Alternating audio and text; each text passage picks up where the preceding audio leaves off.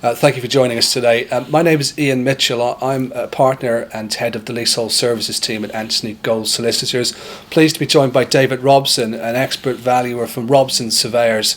Today we're going to discuss some of the complicated valuation aspects around a collective enfranchisement case. We're also going to give the clients, the viewers, some detail on how the valuer and the solicitor's roles interact on a collective enfranchisement case. David, we're typically instructed by large groups or medium groups of leaseholders who want to acquire the freehold interest of the building. So why don't we keep this case specific and just say we've got a block of 10 flats and we've got eight of those leaseholders participating. You get an inquiry from one of the lead leaseholders, and they're instructing you to effectively give them advice on how this thing's valued. What do they pay, and how do you approach that exercise? Well, you've covered one of the aspects straight off there. I mean, how many are actually participating? We've got 8 out of 10 flats in this case. The other important aspect is how long are those leases in the building? Now, they can vary quite considerably, and this is one aspect that kind of confuses from the outset in terms of just because one person's lease in the building might have 85 years remaining doesn't mean to say that it's the same for everyone in that block. Some may have had lease extensions, some could have even been granted at earlier times. So we need to get a good idea of the actual leases in that block from the outset, because the problem is, or an important aspect I should say, is that any lease below 80 years attracts marriage value, and so that can significantly change the value of what the freehold is. Literally falling below that 80 years overnight puts up the cost, and each effective leasehold interest there is amounting to the overall freehold value in the first instance. There are other aspects to consider as well, such as development potential, but in the first point of contact, really what I'm trying to establish when I'm on the phone to a client is what are the lease interests involved here, and what's it going to entail. So people have got different length leases. Maybe the clients are interacting with both our services, and I'm sending you across the title document. We've established the lengths of the various leases. You're now turning to the clients to advise them on the premium split. So just say you've ascertained the price, David. The clients in a varied situation where there's different end leases, how are you advising the clients on how they should pay, how they should collectively pay for the freehold? Well, in the first instance, if you've got 8 out of 10, there are still 2 flats there that deem to be accounted for. Now, in an ideal world, it makes far more sense for those 8 to come together and pay for the non-participating flats. And so they become effectively the freeholders themselves as a nominee purchaser, and they will then take control of the whole block, and in due course there will be a need for a lease extension on one of those 2 or both those flats. Invariably someone will want to sell the property, or someone will just be mindful of the fact they have got a shortening lease and will look to extend and try and buy into the freehold on many occasions. Yeah, and I suppose the freehold company on my side, I might be saying to the clients as well, they also buy the ground rent attached to those flats. That's right. They buy through a vehicle, they're collecting that. Let's talk, maybe it's easier to give the example of a collective enfranchisement claim where everyone's participating, and just how you might explain to clients why they're not paying the same amount. Sure. Well, I mean, one of the starting points of the actual valuation is really getting an understanding of the physical form of the property involved, or the properties involved in that building. And there might be, for a very good reason, a variation in those values as well. You could have different size flats in terms of 1 bedroom, 2 bedroom, etc., gardens. So from that point alone, there could be a reason for differences between the respective apportionment they're all paying. Ground rent, does that impact on it? Ground rent impacts on it as well, and obviously the length of lease. Because we ground rents throughout the building, they're not necessarily the same. I mean, we'll collect the leases in. Maybe we'll pass you a pack of leases. Just because your neighbour's paying £100 doesn't necessarily mean that everyone in the building's paying the same.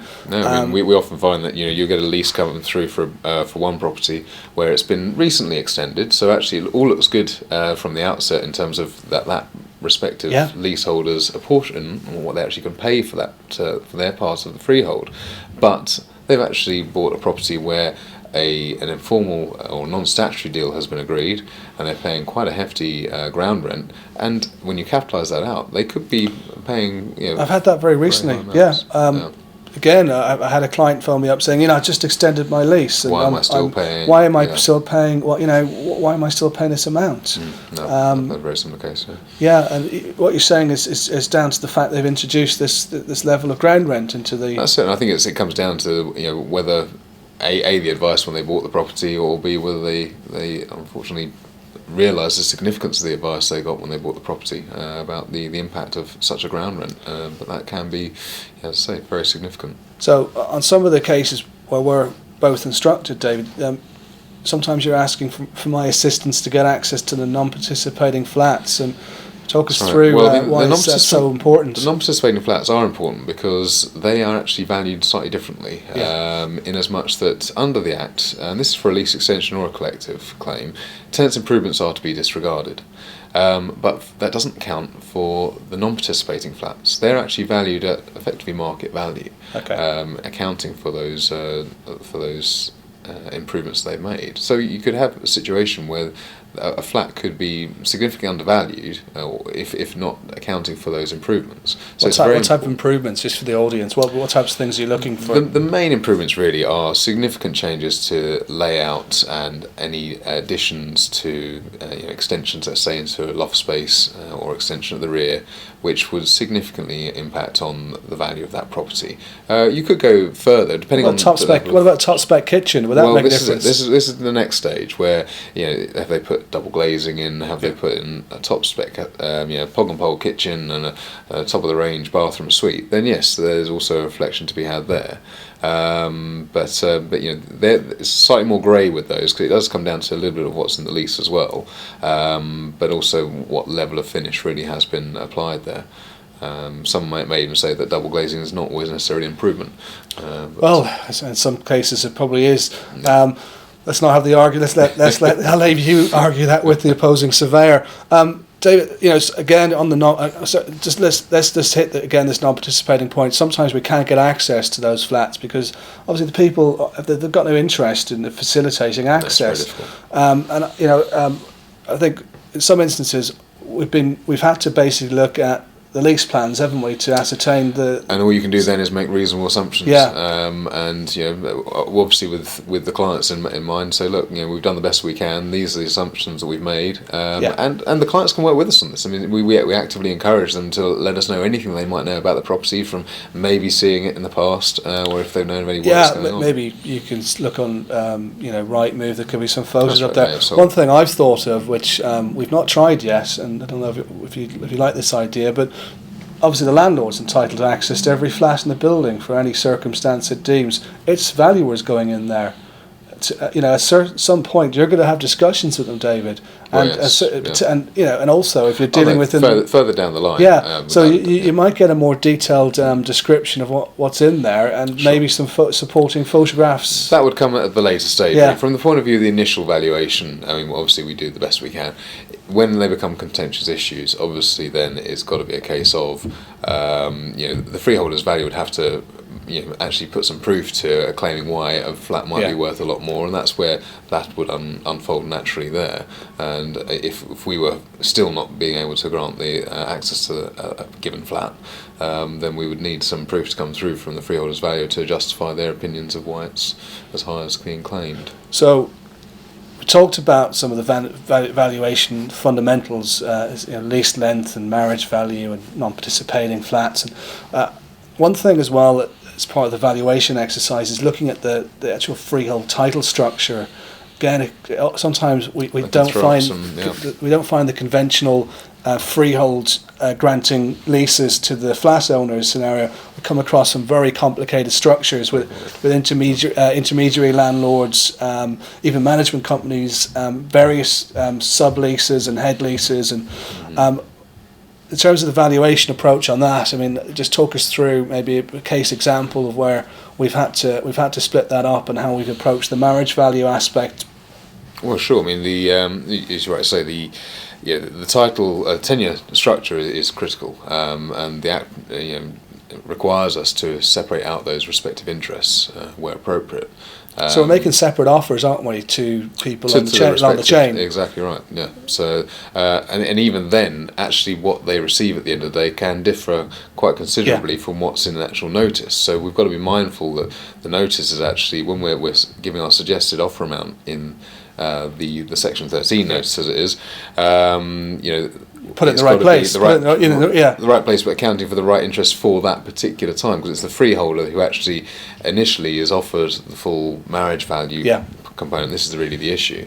Not a lot of people, not a lot of valuers, David, know this. I mean, I've been doing this line of work for a long time, and it's not that. I mean, this is the thing. We try and deal with we specialise in this work area, and when you specialise, you tend to have these. You just know this. Well, stuff. this is why it's important to make sure for anyone who's looking into doing this, they get the right advice on board, because ultimately, you want the claim to go through successfully, and the more it drags on with issues with the valuation, issues with serving a valid notice, and it's just costing time and money. You're back to the drawing board, aren't you? You're back to the drawing board. If you've got a short lease, it's costing you by the day, and so you want to get on. Once you've actually committed to dealing with the issue, you want to get on and do it as soon as possible. Otherwise, it's just going to cost more over time. Talking about getting on and doing it. I mean, just say the clients had their valuation from you. 2 years ago, and they've managed to get the 50% interest in the building to exercise the collective enfranchisement right. I mean, is that valuation going to be still valid? It's not going to be still valid. No, I mean, depending, it's case by case, but our general rule is really 3 months. And if your leases in the building are below 80 years, there can be a significant difference, in the cost of that. Yeah, absolutely. I mean, I remember even 3 months in a really crazy market can make a difference. We had a case once in Ballum, I believe you were involved in, where the client's valuation was not quite a year old, but he came back and was revisited, and the price went up by 30,000 in that period or something. That's right. Something unexpected, wasn't it? It's twofold, because it's also the lease is diminishing from one aspect, but then the other aspect is the market's doing what it's doing, and that means unprecedented rises over certain times of the market, and you can see really big differences. Well, David, I think the viewers are going to take away something today from your perspective on the valuation aspects on collective enfranchisement cases. We have gone through. We're not going to go into detail on the actual process that follows after the valuation exercise is carried out. The initial notice is set in place, sets the claim in motion. We've done a video on that. There's an alternative video which actually talks about the lease extension process and how the roles of the valuer and the solicitor interact. I mean, in terms of the difference between an extension claim and a collective enfranchisement claim, very similar process. I mean, but briefly, let's just go there. So what you're trying to agree the premium aspects. If it's not got to a concluded deal, I'm going to issue tribunal proceedings. It's going to run its course. It's either going to settle by agreement, so either agree the physical terms of the deal, the transaction document, you'll agree the price, that's a sealed deal, it's binding on the landlord. If it doesn't, we're at the tribunal. Let's talk the viewers through what kind of happens at the tribunal. So at the tribunal, our role changes in as much that our duty is to the tribunal to give our honest opinion of what the value should be.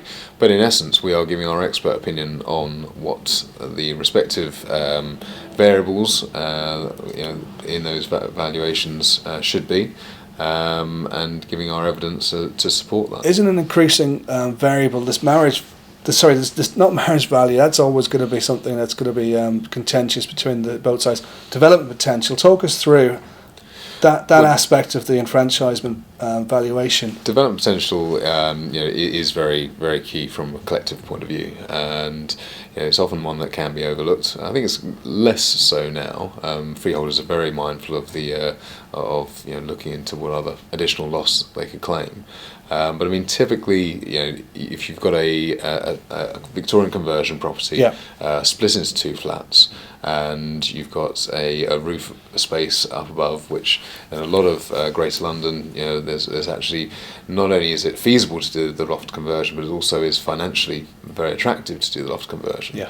And what's happening in those cases, especially where the leases are below 80 years, I hasten to add, is that the freeholders are saying, well, hang on a second, I'm going to be losing that ability. That's because the leases are going to go back to the landlord in more of a kind of foreseeable timeline. Well, it's that, but it's dealt with differently and with leases under 80 years. It's called development marriage value in these cases, and it's more of a significant sum that effectively goes to the freeholder.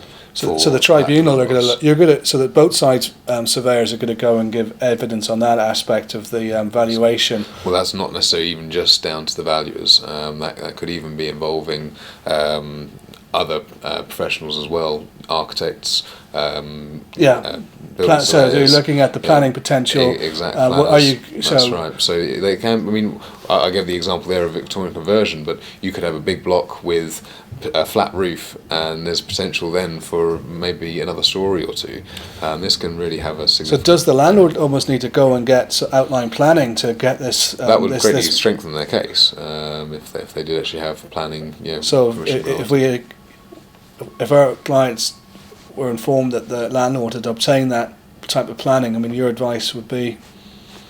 Well, if we're acting for the freeholders. So we're acting for the tenants, say, and the other side reveal that their client had gone and got the outline planning permission to build some additional units. I mean, you're going to be telling the clients. Well, it's going to be very, very tricky to argue against. And it's expensive as well. They're going to have to pay for. They basically have to compensate the landlord for that loss. That's right.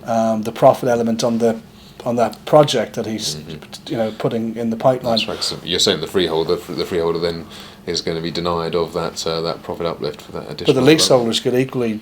When they buy it, they could turn their hand to a little project, couldn't they? They could, but unfortunately for a lot of leaseholders, especially in bigger blocks, that's not necessarily something they're interested in. But of course, that doesn't mean to say they couldn't get in an investor who would actually look to do so if they actually want to put up with the disruption. But a lot of time, sometimes we get clients phoning us to instigate this process to stop the development that's basically being proposed because they want a quiet, nice, environment. They bought the flat when it was that number of units. They don't want to live in something so fundamentally different after the landlord's gone and developed the roof and put another 10 units on top, whichever.